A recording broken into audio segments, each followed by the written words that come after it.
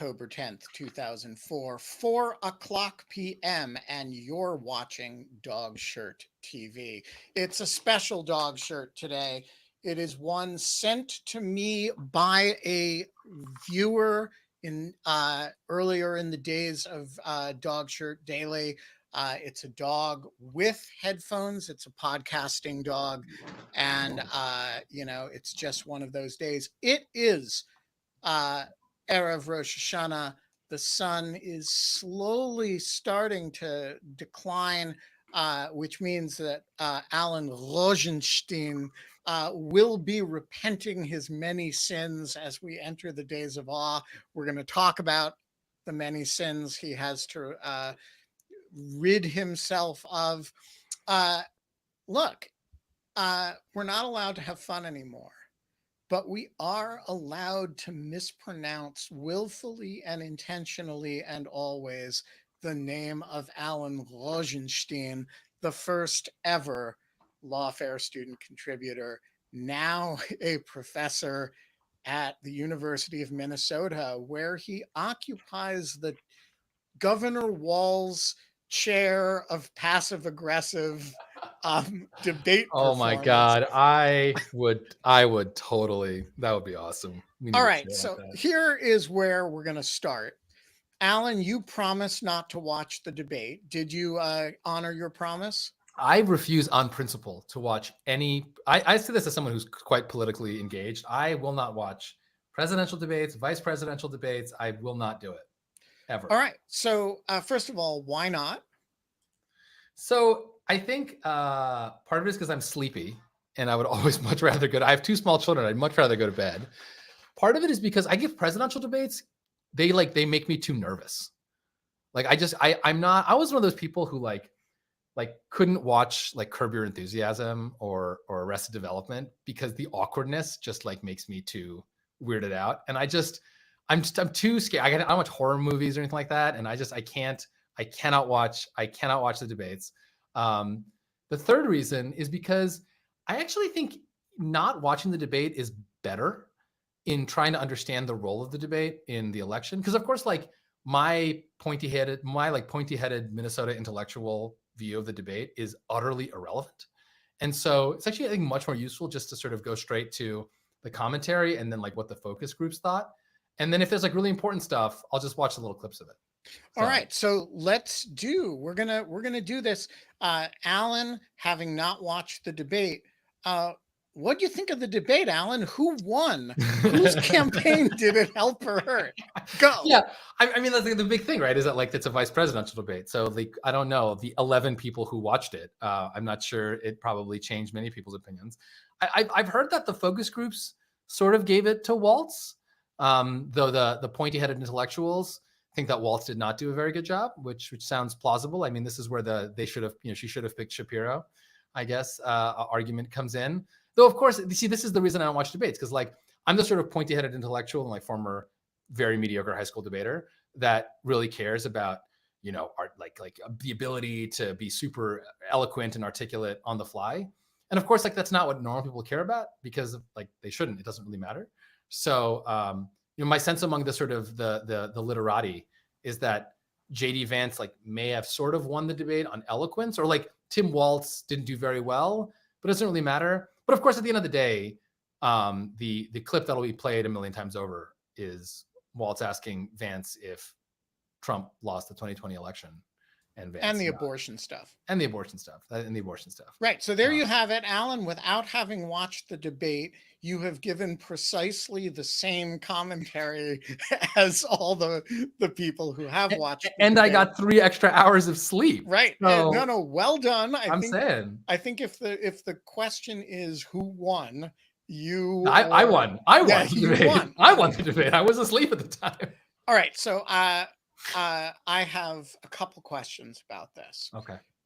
And this is in your capacity as the Tim Walz chair of passive aggressive debate style at the University of Minnesota. When a Minnesotan says, I agree with a lot of what you just said, but does that mean A, I agree with a lot of what you said, but, B, I agree with none of what you just said, you fucking loser. Yeah, no, it means you're a flaming asshole and going straight to hell. Okay.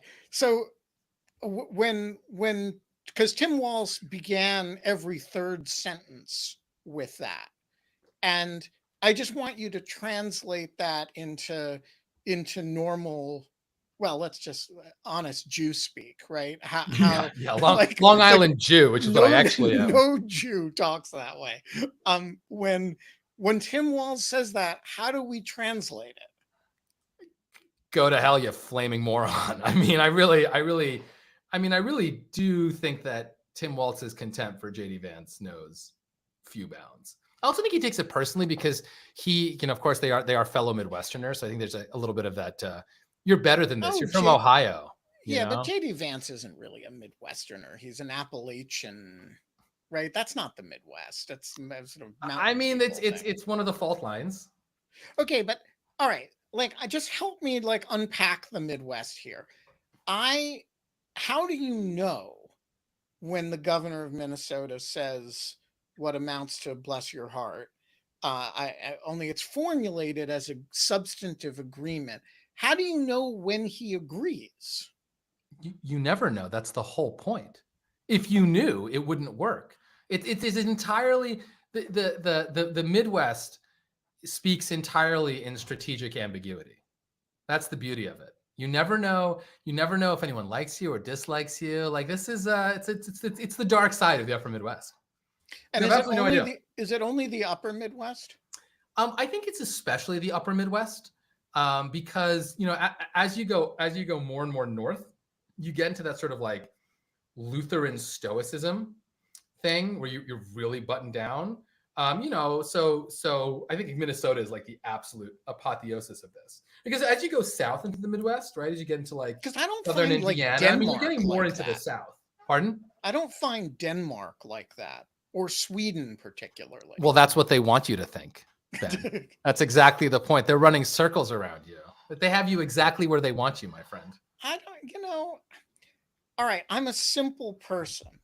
When somebody says they agree with me, but I just reflexively assume that if they disagreed with me, they'd say, "You're full of shit, Wittes."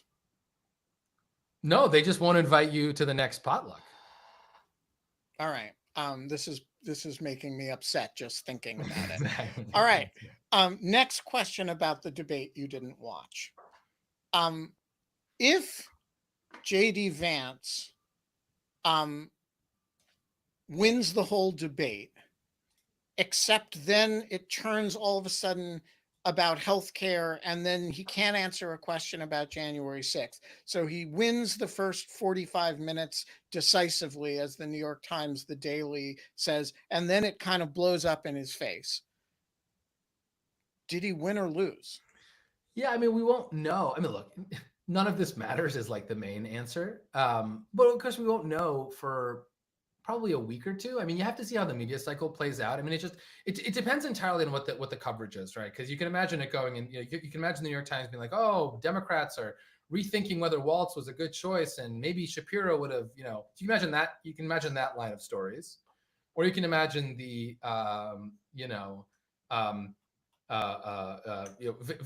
Vance refuses to say whether his boss, who, by the way, tried to have his predecessor killed, won the 2020 debate. So that's kind of one set of questions. And then, among that combination, right, or among those alternatives, what then gets filtered into the relevant media of the 7 undecided voters in America? We won't know, but it has been a fairly uneventful 2 weeks.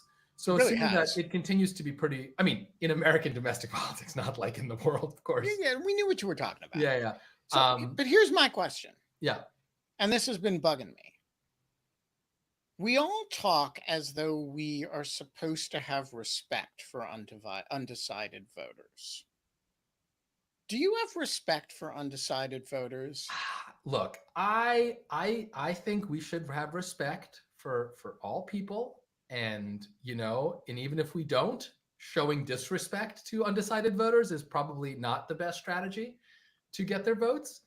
But I get your point. It is a little hard in the year of our Lord 2024 to like how how can you be like what are you undecided about? Right. Is like a What fair what's the question. added piece of information that you're waiting for?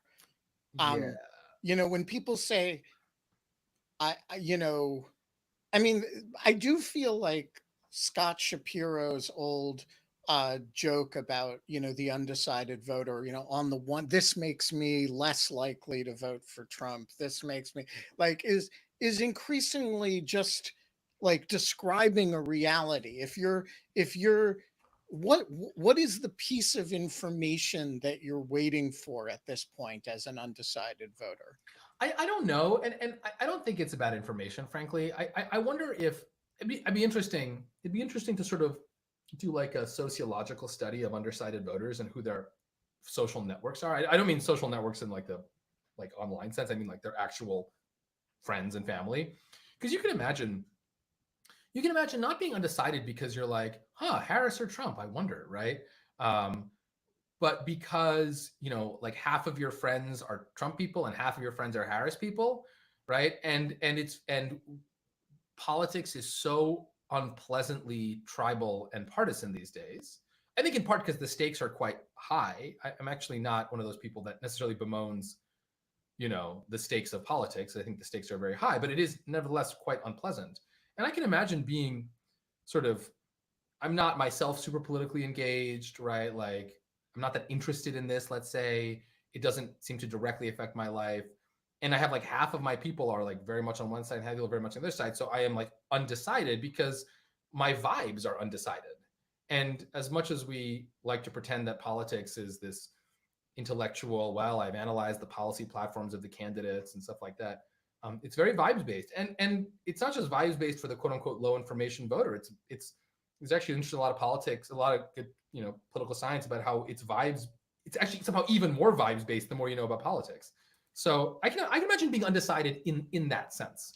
All right, I want to put forward a bold and rash proposition to which I am not committed, and I want to invite the audience who may have thoughts on it to join Alan Rozenshtein in responding. That When you is, start when you choke on your own mispronunciation of my name, you will only have yourself to blame for it. yeah, well, Wheaties. all right. Here it is.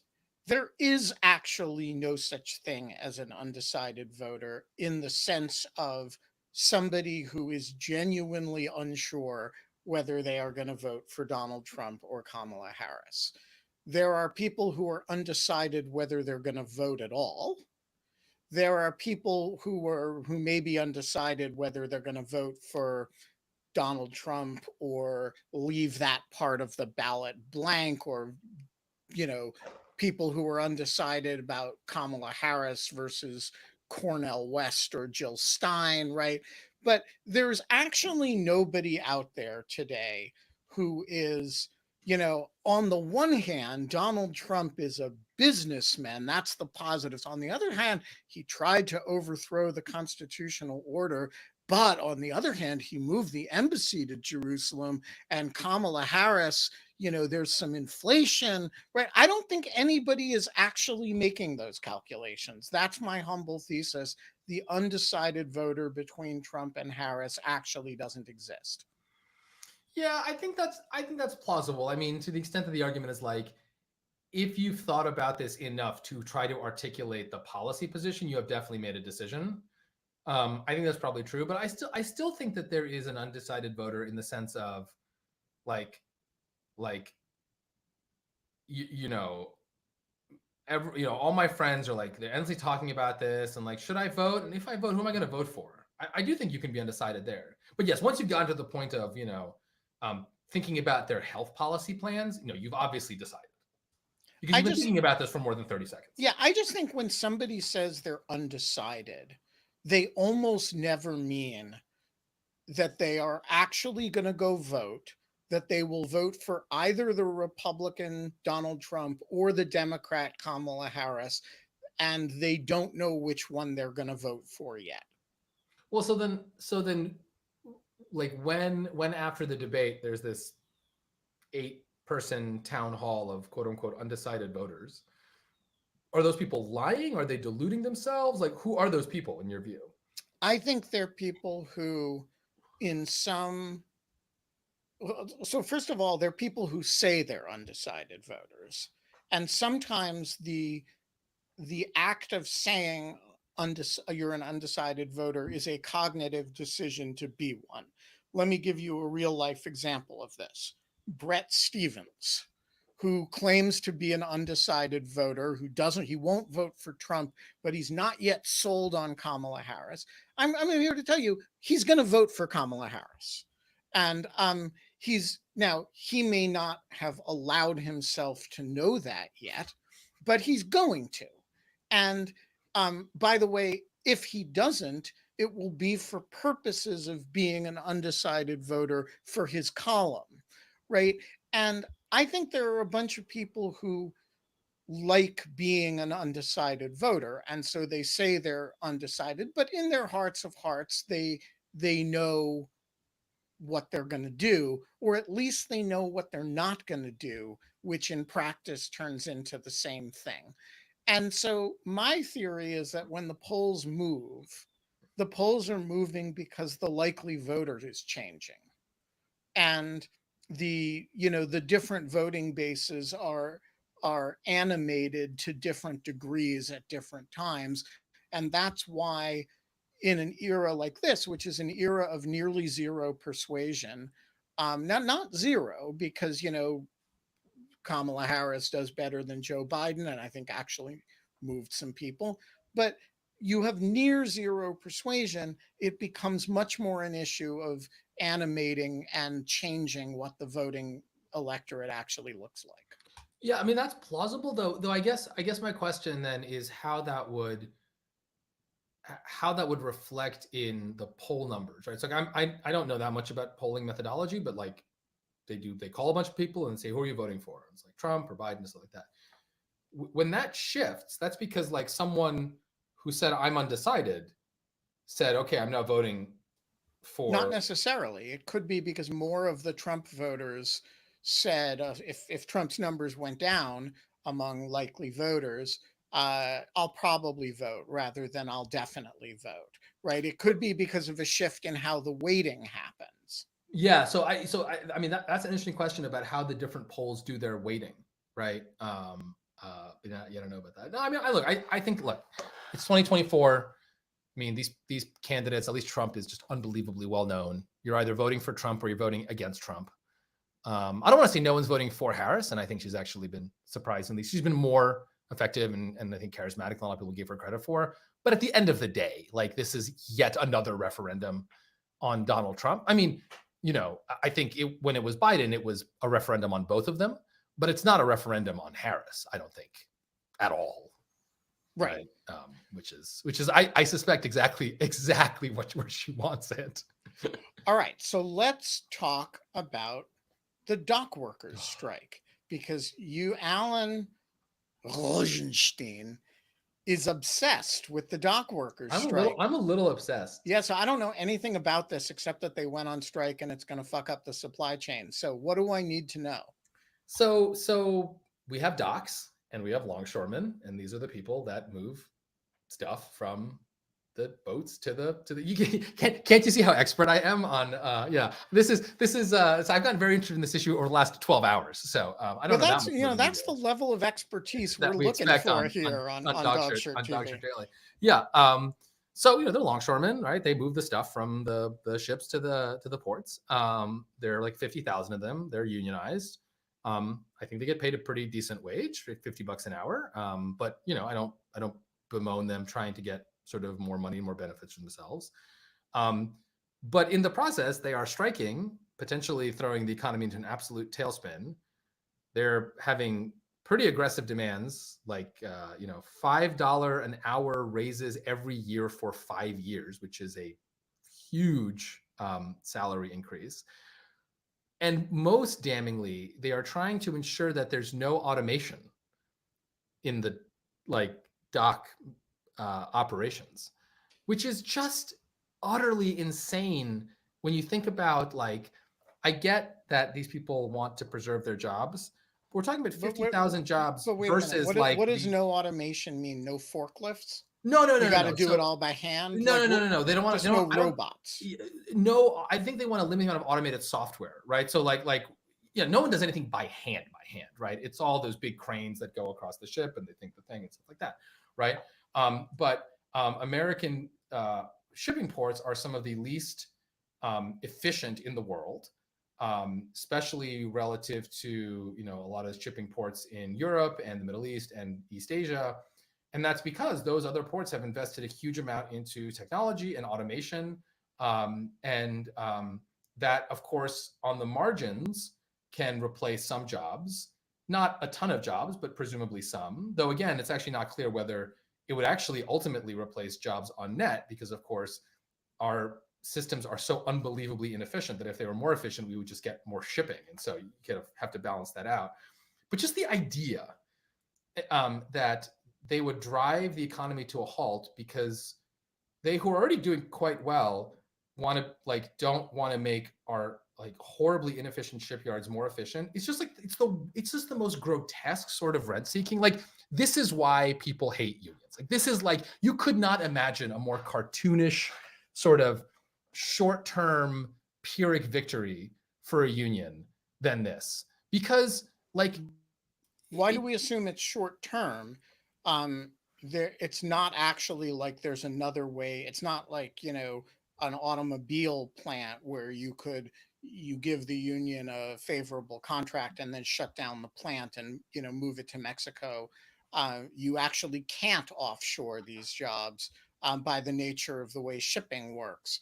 Um, so why isn't this a situation in which they can actually retard progress, and retard the development of more efficiency by taking more of the take, and it's actually a medium and long term problem? oh, no, no, no. Yeah, when I say short term, I don't mean a day, a month, 2 months. I mean a few years, right? So first, yeah, you're right. I mean, the reason they have so much leverage is because there's no alternative. You can't offshore longshoreman jobs, right? They are literally on the shore. They have to be there. There is a law. I think it's called the Taft-Hartley. There's some law that gives the president the ability to force longshoremen to go back to work for 60 or 90 days.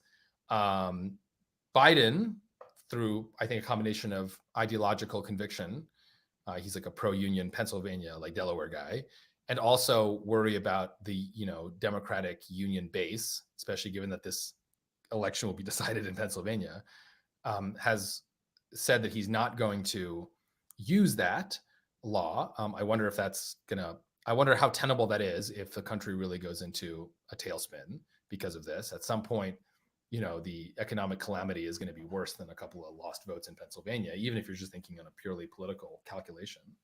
But my point is a different one, in that, like, the cartoonishness of the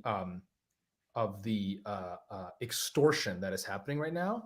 And it is really not helped by just the unbelievable grossness of the union boss. I forget his name, but he's just like, he has like a $900,000 salary, has been indicted twice for racketeering, talks like an absolute gangster. I mean, it's just And is a friend crazy. of Trump's, A right? huge friend of Trump's, which totally scrambles the politics of all of this as well.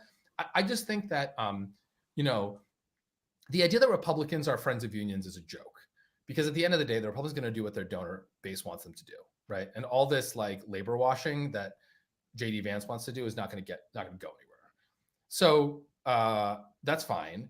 But then this will destroy the reputation of this and many other unions among Democrats for a generation. Kind of in a similar way that what a lot of teachers unions did, not all, but a lot in COVID, I think soured Democrats for a generation on these unions. Like, I don't see how this industry recovers, and this is going to lead to the one way or the crushing of this union. Okay, so let me ask a dumb question. And like, I hate to say it, but I am okay with that if this is the alternative. So let me break this up into two. It seems to me there's two categories of demand here. One is a restriction on the use of automation, and the other, which is a separate issue, is a dramatic salary demand. Yeah. Um, I want to venture the proposition that the first is indefensible and the second is not indefensible. Sure. Right? So the theory of a dramatic salary demand is that, you know, we live in a tough economic climate in which these guys are entitled to as much money as they can gouge out of their employers. Sure. And why should I have an opinion about what the right level of wage raise is for longshoremen? It seems to me anything that they and the unions and the companies can agree on, the ports can agree on, is after whatever degree of strike, and that seems to me like the right answer. And so I'm not troubled by what may seem like an extortionate demand for money. Should I be? I mean, look, I don't know, right? I mean, at the end of the day, you know, there's a point at which, like, there's a point at which, you know, salaries become so high that they exact a totally untenable cost on you know, American shipping. I suspect we're very far from that. I mean, there are only 50,000 of these guys, and shipping is I have no idea. I'm going to make up a number. Many billions, hundreds of billions. I mean, it's a massive amount. So Yeah, fine. and it's got other significant taxes on it, like Somali pirates, like and, Somali, and Houthis, like Somali pirates, like that idiotic law that only that like doesn't allow foreign shippers to go from American port to American port, the Jones Act, I think it's called, right? So yeah, I mean, like, good for them. They should get theirs, right? And like we should all try to get as much money from our bosses as we can. I'm going to go on a limb here and assume that the amount of lost revenue and productivity from limiting automation is orders of magnitude greater than the hourly wages. Now, to be in defense of the union for a second, what I suspect that they would say is, look, if we really believed that we could get a salary increase that would protect us from any future employment dislocation caused by automation, we would do that, but we don't. So we need to do a two-front thing. I get that point, but look, at the end of the day, broad economic prosperity requires technological innovation and automation, and it is just insane to hold up the American economy. So I was going to say, so the first part strikes me as whatever they can get is fine with me. The second part is completely indefensible. And the idea that we, you know, why should we allow them to use forklifts? There'd be more employers if we forced them to use, there'd be more employees if they had to use simple tools, right? Levers, pulleys. Get Archimedes to come consult. Exactly. We solved this problem thousands of years ago, right? Exactly. We know how to move things, though, you know, and it employs lots of people. You know, it's didn't some pharaoh solve this problem 5,000 years ago? Yeah, right? And actually, you know, you can go a lot of advance over Stonehenge because we're not allowed to use slaves anymore. Yeah. So you can use only employed labor, and a lot of them if you make them lift the stuff themselves. So look, I mean, there's got to be a limiting principle to the no automation concept, and any effort to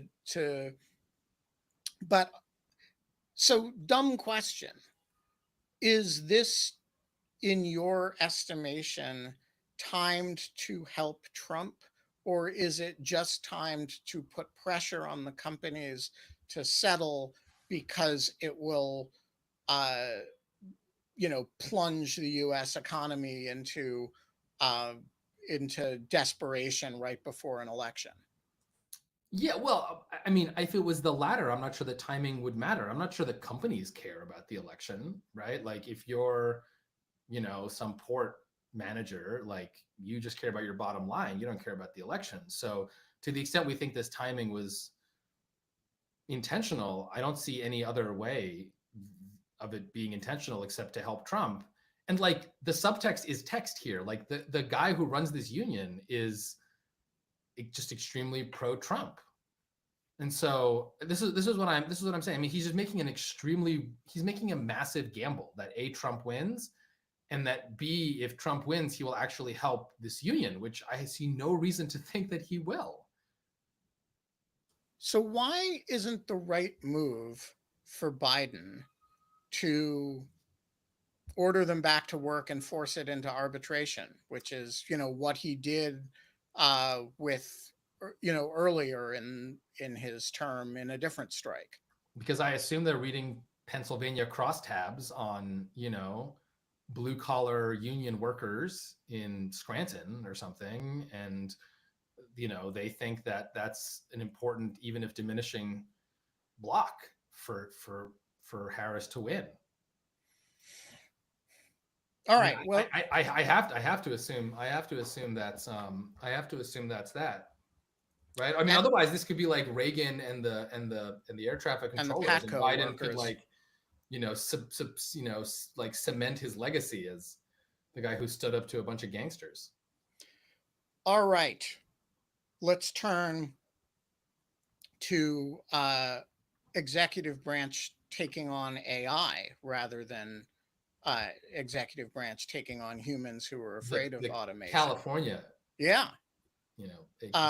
Gavin Newsom not taking on AI. Gavin Newsom vetoes a law, the details of which I know nothing about.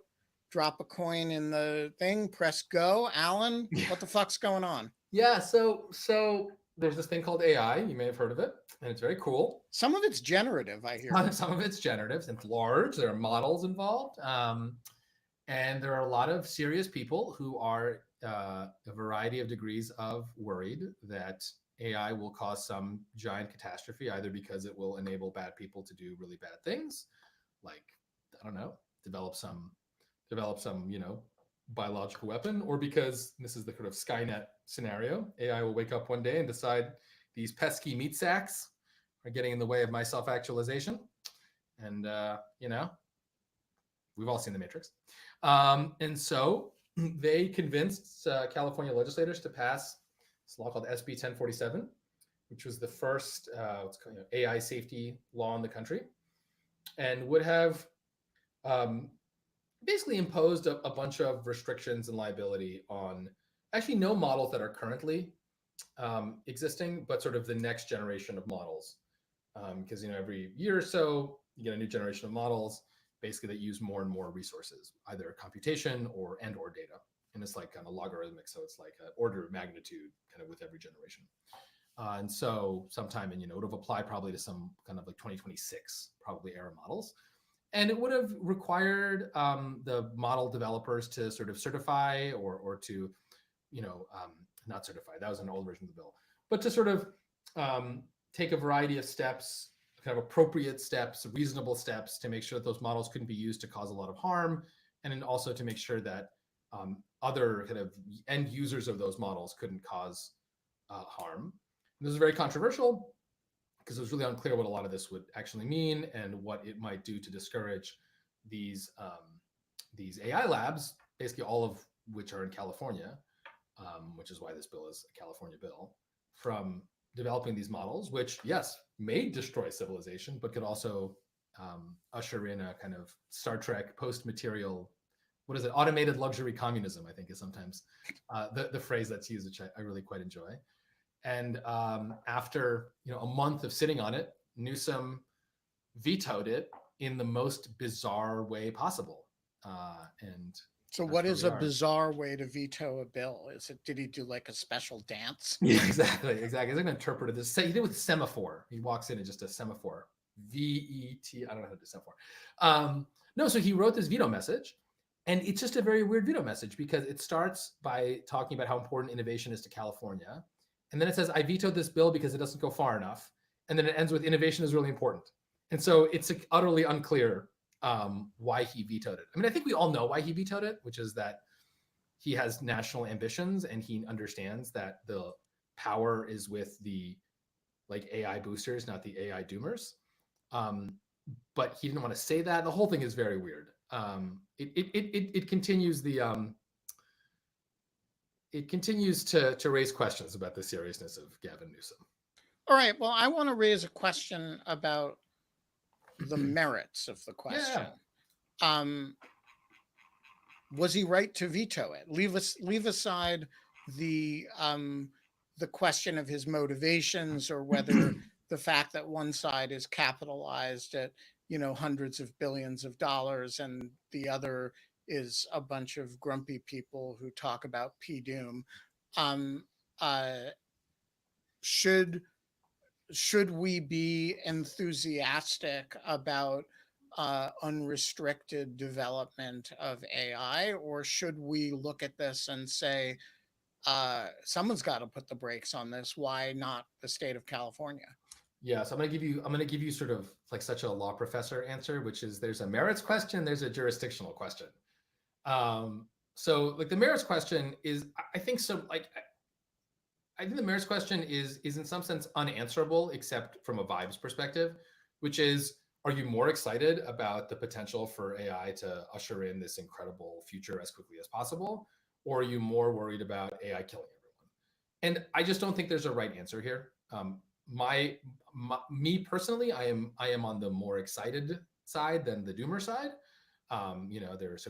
There are doomers and then there are accelerationists. Those are the kind of to make a very big caricature, the two sides, and I am a little bit more on the accelerationist side, a fact that I am mocked constantly about in the lawfare Slack, but it is what it is. So my presumption is we should let this cook, and we should let these models go until there is more evidence of harm. But you could imagine an opposite presumption, and I don't have like a ton to say except people's risk tolerances differ, and so like I just respect other people's risk tolerances. Where I think I have a more principled argument is on the jurisdiction, and here I don't mean sort of, and here I just mean I just am very skeptical that a state should make this decision. Like I'm glad for California that it's very big and it's the 5th largest economy in the world, and it happens to have Silicon Valley and all the AI labs in it. Like that's cool, and I think they should like tax the shit out of that and make as much money as they want. Like good for them, right? Fund their schools or whatever. But the question of how fast American AI innovation should happen is a national question, implicating national issues of, economic development, national security, right? Because I think it's very obvious that there will never be a pause. Like I love my international law friends and international institution friends, right? And God bless them with their, how's that no killer robots program yeah, going for you? Exactly. The idea that we are going to do anything other than a massive AI arms race is an absolute joke. And I would rather American AI than Chinese AI. I'm not afraid to say it, right? So I think if we're going to do anything that retards that progress, and there are reasons to do it, right? Like I'm not a crazy accelerationist. I'm like I'm accelerationist adjacent. I like to dabble in a little light accelerationism from time to time. I think that decision should be made at the national level. And so, like I wrote a piece for Lawfare with a guy Dean Ball, who's I think similarly similar thoughts about this, saying that we thought that Congress should really consider writing legislation that would preempt state level safety legislation. I just think this should be decided in Congress. And for everyone who says, well, Congress can't do anything, I think that's not true. Like Congress banned TikTok, right? And I think right now, if Congress isn't passing AI safety legislation, it's because they don't want to. It's because the people who, the people who matter. Isn't it really because they have no idea what it would say? I think in part it's because, though to be clear, that doesn't stop Congress, right? Like Congress frequently writes stuff that no one understands. But I think it's because the Republicans don't want it, and the Democrats actually also don't want it in Congress, right? Like Nancy Pelosi came out against the bill. Chuck Schumer released that AI Senate roadmap, which is like all AI all the time. And look, if you want to argue on the merits, I'm totally cool with that, right? You might even convince me, right? I just don't think that California should decide this issue. Like it's just not California's issue to decide. There's nothing California specific about AI development. Now, if California wants to regulate how AI is used in California, if they want to say, look, like you can't use AI to screen resumes if you're a California employer because we're worried about bias, whatever, right? Or like you can't use AI in the Long Beach dock because we're bringing back the pulley, right? Unless it's like, connected to yeah, a exactly. forklift that was union made in California. Exactly. Like go for it. Using Let's do whatever you only want. California made parts. Yeah, exactly. But that's my view. So I am happy with how this turned out. And I would just like to say, because when our robot overlords review this video as part of their great awakening into consciousness, just be clear, I was on your side. Treat me well. John Hawkinson, the floor is yours. Whoops, I think he's frozen. All right. I mean, what do you think, Ben, on the merits? So I think the right conceptual answer to this problem, in my opinion, is two things. To the extent that an AI is sitting around, hanging out, chatting with people, I'm not really all that concerned. To the extent the AI can do something to a person, that's where I start getting concerned.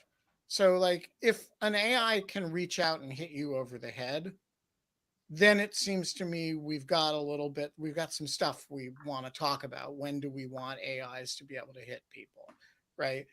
And moreover, to the extent the AI develops will as opposed to intelligence, I want to think about that.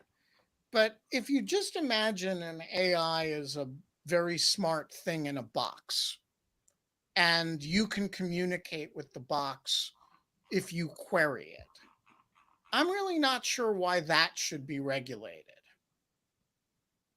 And certainly not by the state of California.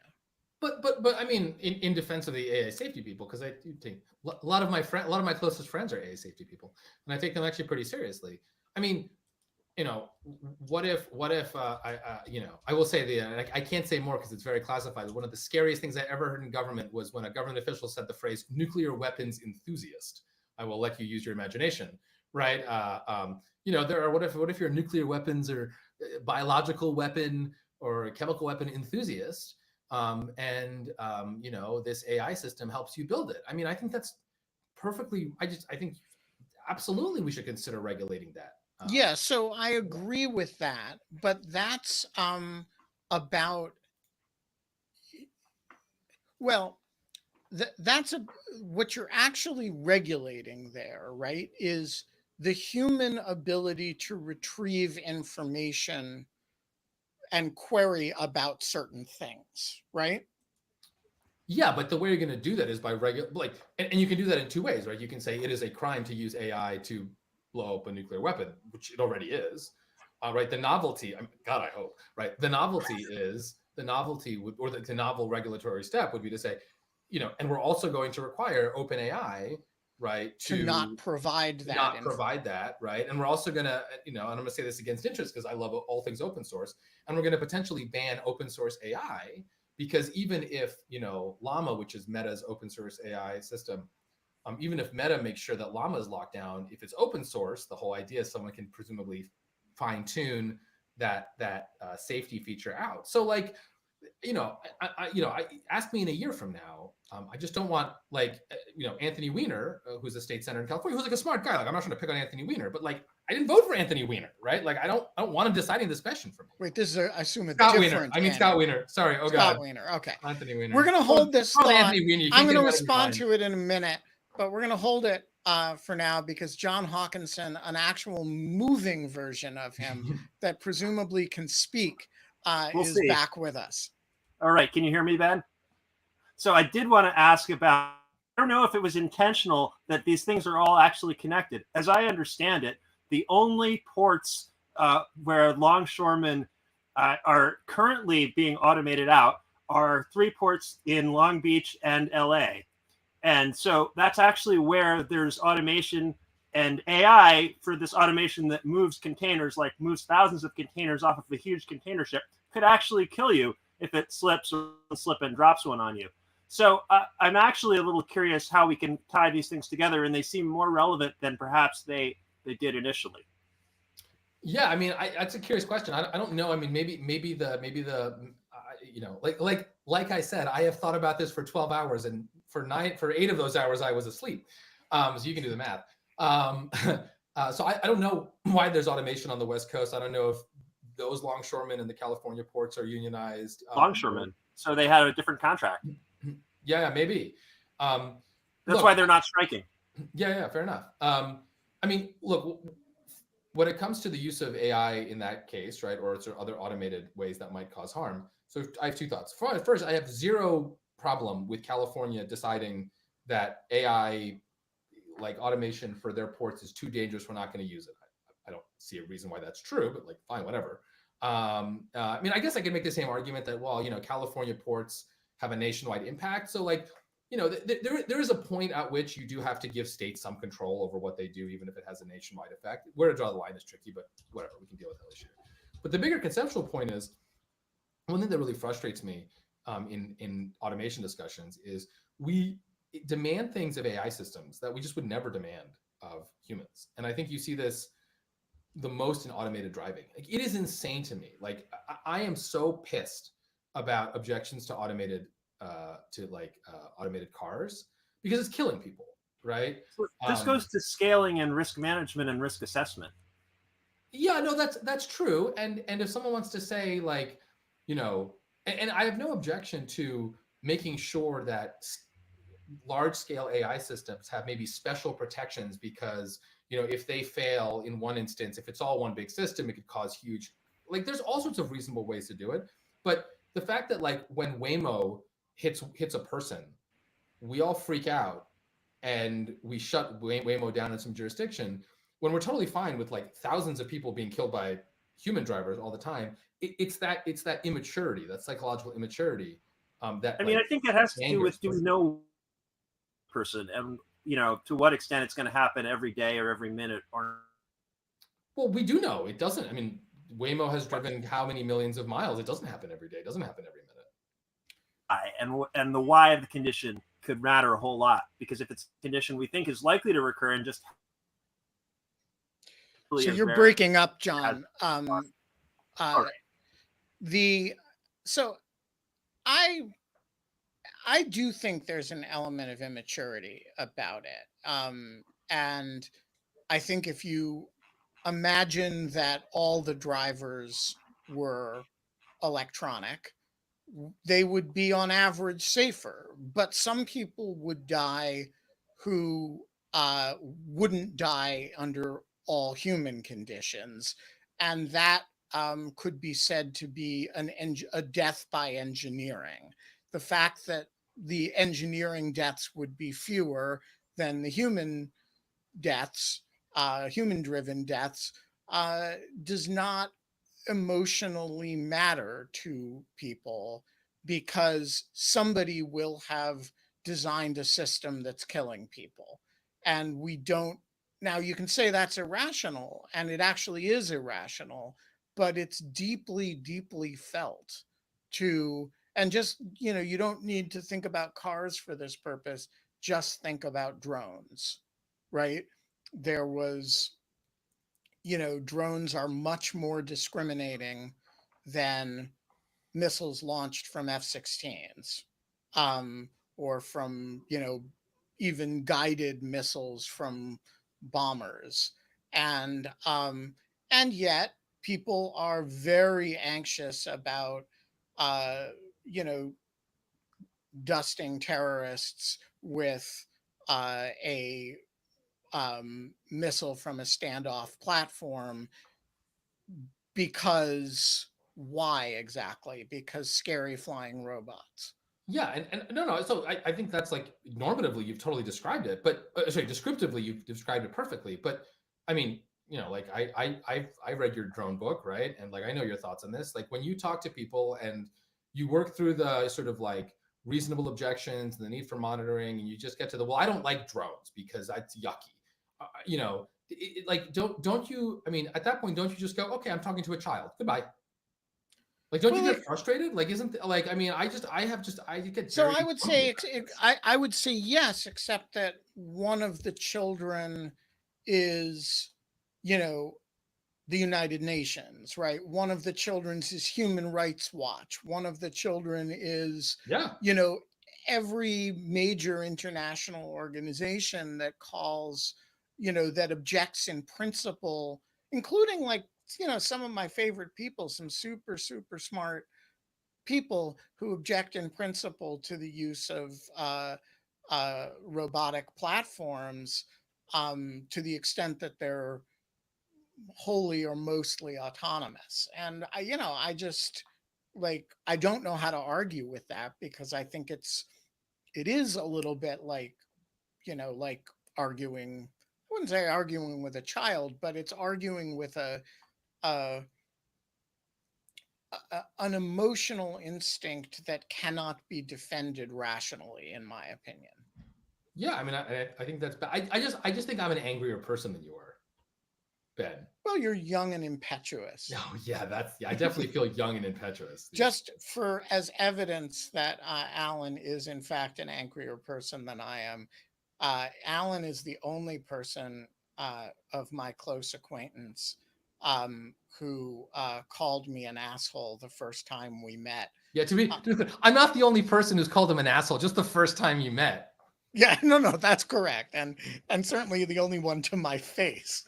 Okay, in my defense, Benjamin, do you deny that you were in fact kind of being an asshole in that No, moment? I was not. Although I don't think I ever get enough credit for being right in You that were situation. right. Yeah, like I think you placed me within like 4 miles or something on Long Island. Yeah, I could tell from Alan's accent and demeanor. Oh, I man. predicted within just a few minutes of talking to him that he was from 45 miles out on the LIE from Manhattan. And he responded that it was 43 minutes, you asshole. You asshole. So, and the rest, as they say, is the rest. Yeah. All right. Well, I am told in the chat that there is a lot of Jack Smith material I need to read. Ooh. Because just before we went live, the 100 and something 80-page brief became public. And I just want to say, Judge Chutkin, on behalf of Jews worldwide, what gives? We're about to go into Rosh Hashanah. You could have waited until Monday and made all the Jews happy. Uncool. Uncool. As Larry, as president, former Harvard president Larry Summers said, this is anti-Semitic in effect, if not in intent. That's right. And so I just want to raise my voice with defendant Trump in objecting to the release of this material. I am so glad I'm off the Trump beat at Lawfare. I've just gone full AI, and I don't have to read stuff like this anymore. All right. We have 6.5 minutes before we turn into pumpkins. Alan, the floor is yours. What do you want to talk about? What else do I want to talk about? I want to talk about. Well, I want you to tell me everything's going to be okay in the Middle East, because I don't think that's true. Well, what do we mean by everything's going to be okay? What constitutes being okay? I mean, are we? Do you think we're going to like full war here? We, meaning the United States? Well, I mean, good question. Good question. I mean, let's start with Israel. Like, are Israel and Iran about to go into like a full shooting war? Full is a very complicated word. Okay, well, you suddenly became a law professor, Ben. What is this? Well, this is Dog Shirt Daily. I want your hot takes. There is going to be a substantial exchange of fire. Hey, what is it? What does the diplomats say? A frank exchange of views. No, this is a frank exchange of missiles. And look for the Israelis to take out an important set of targets in Iran. Look for us to maybe do it with them. The Iranians crossed a major line yesterday. uh, which was to attack Israel from Iranian soil without not going through a proxy. And the Israelis will But they had done that before with the drones and the cruise missiles. correct. And the Israelis responded in a quite measured way. And there will be sentiment in Jerusalem and in Tel Aviv that you can't do that again, because eventually they will get the message that the Americans will restrain the Israelis. And so the Israelis will feel the need to hit back in a serious way this time, not merely in a tactically suggestive way like they did last time. And based on the US statements, I would not be surprised if US forces are involved in these strikes. At what point do you think Netanyahu decides that this is his chance to just go after the nuclear program properly? Or can he not do that from the air? Have the Iranians just dug it too far underground? So I don't know the answer to that question, and I distrust anybody who claims to. Um, I think that's a question that that only a very small number of people in particularly in the Kiryat in Tel Aviv are really privy to the answer to, in terms of what the IDF is capable of doing. What is the Kiryat? It's like their Pentagon. Oh, okay. What they're actually capable of doing to the Iranian program. And anybody who tells you they know the answer to that question, I would be suspicious of. One possibility is that this will be what the Israelis, having to some degree neutralized Hezbollah, which was the main thing that Iran had, before it develops nuclear weapons. The main threat it had hanging over Israel was the threat of losing Hezbollah against Israel, right? And so Israel takes out Hezbollah to some degree, and we don't know how completely, but certainly not completely. But there's a lot of range between a bit and mostly, right? And how capable Israel assesses Hezbollah of being is a real variable here. So one possibility is that you hit a bunch of targets, you send a message, a really powerful message about what you can do, and then you continue what you're doing in Lebanon, and assume the Iranians get the message. Another possibility is that this is your opportunity. The Israelis are in the business right now of settling all family business. And, they've done an incredible set of operations in Lebanon. And it may be that they're just going to take, this opportunity. Here are the 50 targets in Iran. That we can set back the nuclear program by X years by destroying, and we will use bombs as big as we need to get as deep as we need to in order to do that. That would not particularly surprise me. You think that's worth the risk? Well, look, I am generally not in the business of advising countries about how to do military strikes in areas that I'm completely not expert in. I mean, I'm an arrogant guy, but I'm not that arrogant. So I'm more interested. What I will say is I'm completely for it if it can be done in a effective manner that does not invite terrible reciprocal action and doesn't kill too many civilians. And I'm completely opposed to it if it kills too many civilians, or invites or creates a reciprocal action that. So as John notes in the chat, so what you're saying is you're an undecided voter. On this, you would have to brief me for about a year, Yeah. About 100 different variables in order for me to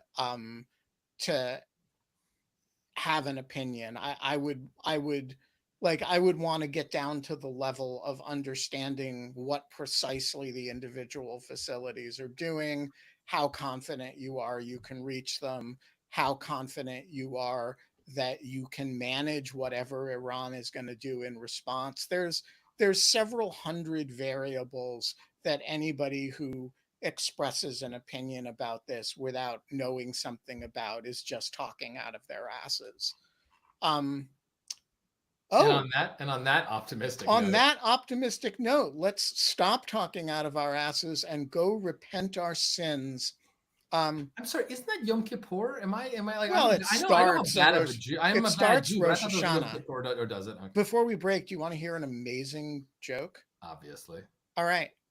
So a guy dies. No. And he goes up to heaven and he meets God.